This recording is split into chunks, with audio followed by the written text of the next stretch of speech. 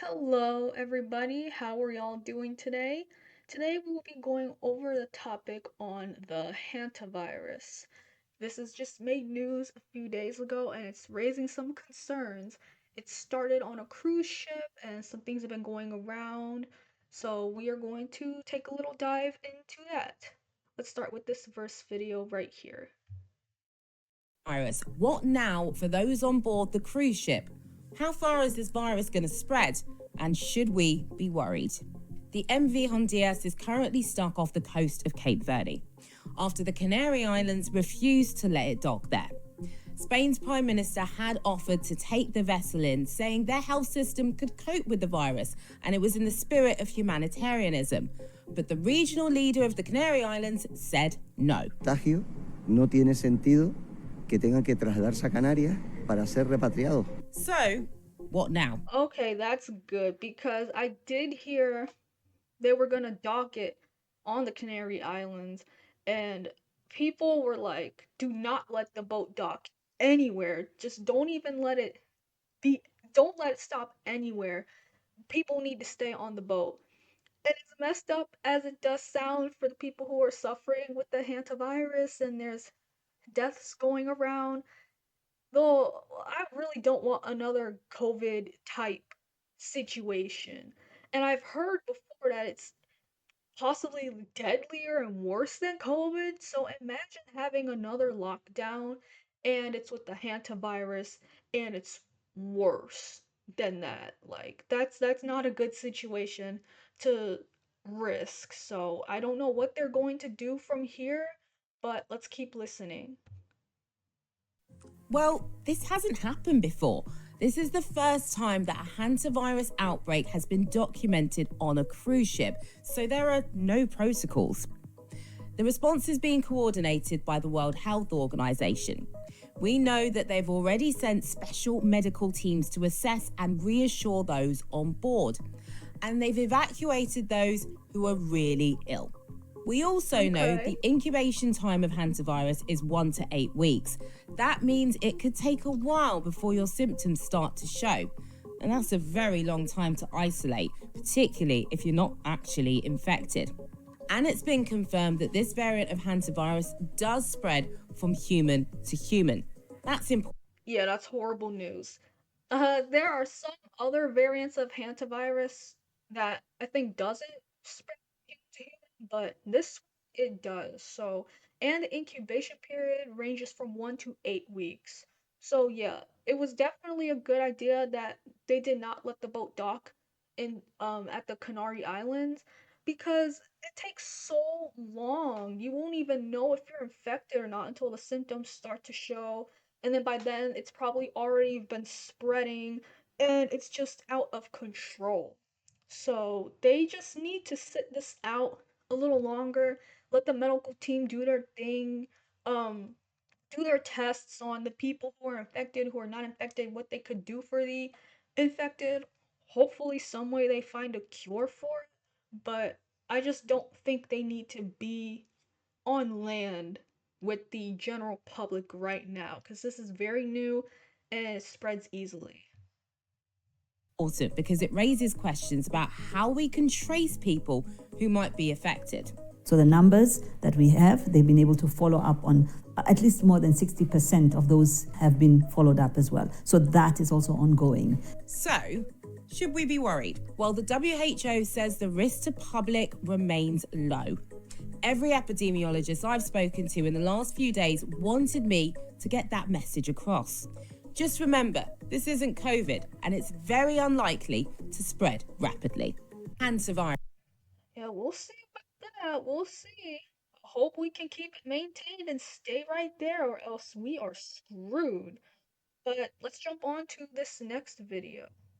A fifth case has now been linked to the deadly cruise ship virus outbreak. So what is Hantavirus? And should people actually be worried about another COVID-style situation? The World Health Organization says the number of laboratory-confirmed cases linked to the MV Hondius has now risen to 5. That includes multiple passengers who were evacuated from the ship and transferred to a hospital in the Netherlands on Wednesday. Officials say 8 total cases are now connected to the outbreak, with 1 sample still being tested. And what's raising concern is this. The strain involved is the Andes variant of Hantavirus. That's one of the only known forms of the virus that can spread between humans through close contact, although fortunately, experts say that remains rare. In spite of this, there have been growing comparisons online to the early days of COVID, something the WHO is now trying to shut down. I think people see me sometimes and I think it's like the next COVID, and I really just want to assure people this is something that's quite different. The ship is currently off the coast.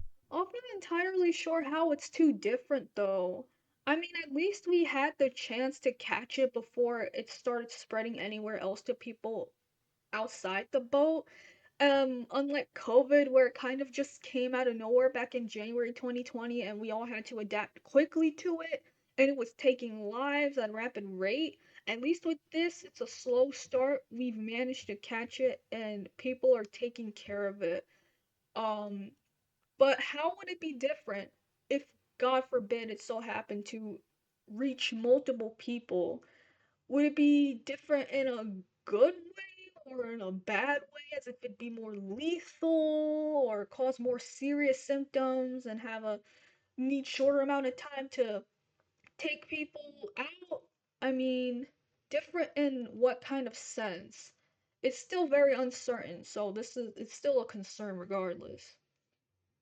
Of Cape Verde with nearly 150 people on board. So what actually is hantavirus? It's a rare disease usually spread by infected rodents, often through breathing in particles from rat or mouse droppings. Investigators' leading theory is that a Dutch couple may have picked up the virus during a bird-watching trip near a landfill in Argentina before boarding the ship, but officials say they're still investigating exactly where the outbreak began. Symptoms can take weeks to appear and include fever, muscle pain, vomiting, dizziness, and severe breathing difficulties that can become life-threatening. 3 passengers have already died. Health officials in South Africa are now tracing dozens of people who may have come into contact with infected passengers, including airport staff, hospital workers, and fellow travelers. There's a lot of uncertainty, and that's the hardest part. A 5th case has now been...